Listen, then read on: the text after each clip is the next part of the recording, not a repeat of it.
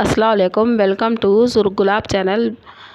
آج ہم آپ کو سورہ کہف کا ترجمہ سنائیں گے۔ ترجمہ کافی طویل ہے، اس لیے اسے پارٹس میں ڈیوائیڈ کر کے پیش کیا جا رہا ہے۔ سورہ کہف میں 4 واقعات ہیں۔ پہلا واقعہ اصحاب کہف کا، دوسرا باغ کے مالک کا، تیسرا واقعہ حضرت موسیٰ علیہ السلام اور حضرت خضر علیہ السلام کا، اور چوتھا واقعہ حضرت ذوالقرنین کا۔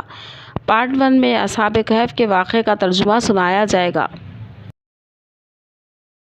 ٹرانسلیشن آف سورہ کہف، فرسٹ پارٹ۔ بسم اللہ الرحمن الرحیم۔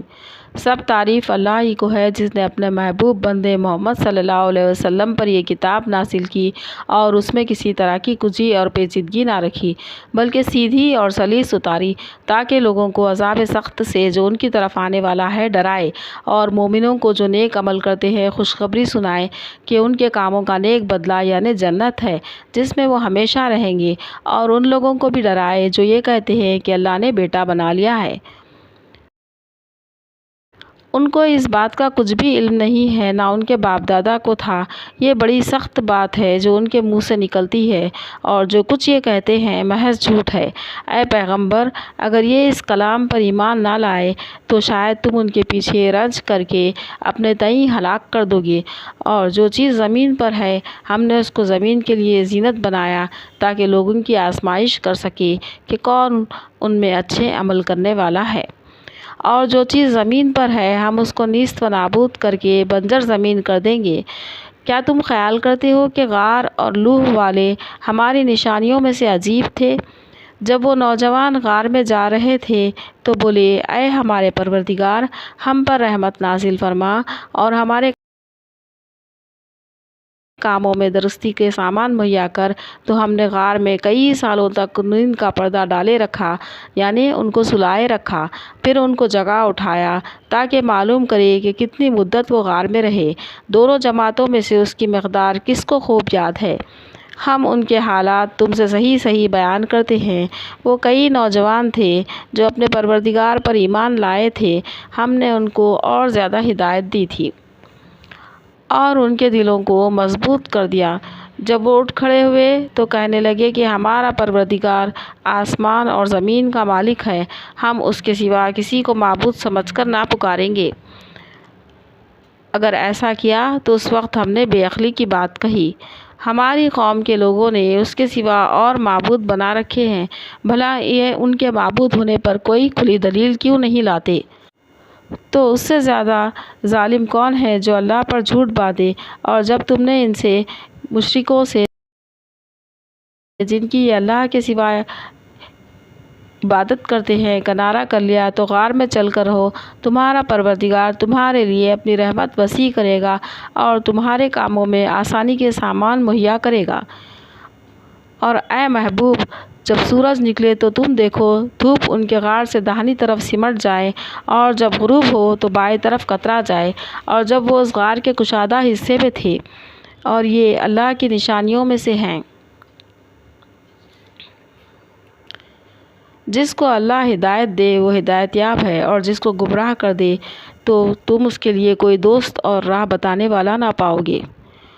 تم ان کے متعلق خیال کرو کہ وہ جاگ رہے ہیں حالانکہ وہ سوتے ہیں، اور ہم ان کو دائیں اور بائیں کروٹ بدلاتے تھے، اور ان کا کتا چوکھٹ پر دونوں ہاتھ پھیلائے ہوئے تھا، اور اگر تم ان کو دیکھتے تو پیٹھ پھیر کر بھاگ جاتے اور ان سے دہشت میں آ جاتے۔ اور اسی طرح سے ہم نے ان کو اٹھایا تاکہ آپس میں ایک دوسرے سے حال دریافت کریں۔ ایک کہنے والے نے کہا، تم یہاں کتنی مدت رہے؟ دوسرے بولے کہ 1 دن یا اس سے بھی کم۔ انہوں نے کہا، جتنی مدت تم رہے ہو تمہارا پروردگار اس کو خوب جانتا ہے۔ تو اپنے میں سے کسی کو روپیہ دے کر شہر بھیجو کہ وہ دیکھے کہ نفیس کھانا کون سا ہے، تو اس میں سے کھانا لے آئے اور احتیاط سے آئے جائے، اور تمہارا حال کسی کو نہ بتائے۔ اور اگر وہ تم پر دسترس پالیں گے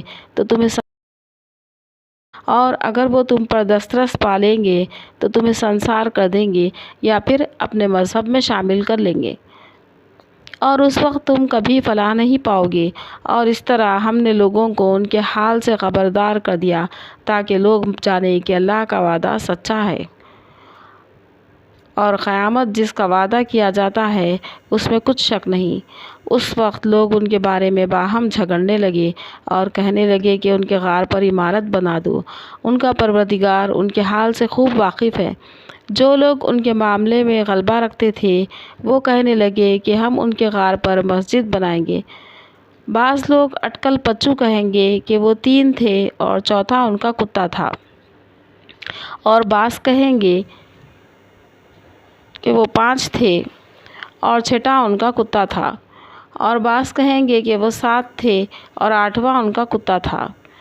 کہہ دو کہ میرا پروردگار ہی ان کے شمار سے خوب واقف ہے، اور ان کے بارے میں جانتے بھی ہیں تو تھوڑے ہی لوگ جانتے ہیں۔ تو تم ان کے معاملے میں بحث نہ کرنا مگر سرسری سی، اور نہ ان کے بارے میں کسی سے کچھ دریافت کرنا،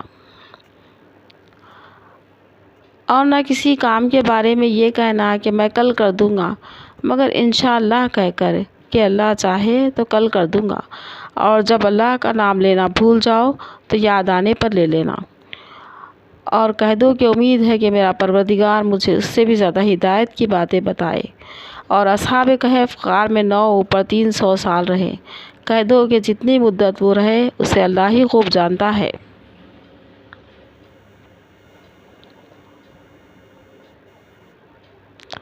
اسی کو آسمان اور زمین کی پوشیدہ باتیں معلوم ہیں۔ وہ کیا خوب دیکھنے والا اور کیا خوب سننے والا ہے۔ اس کے سوا ان کا کوئی کارساز نہیں، اور نہ وہ اپنے حکم میں کسی کو شریک کرتا ہے۔ اور اپنے پروردگار کی کتاب جو تمہاری طرف بھیجی گئی ہے پڑھتے رہا کرو۔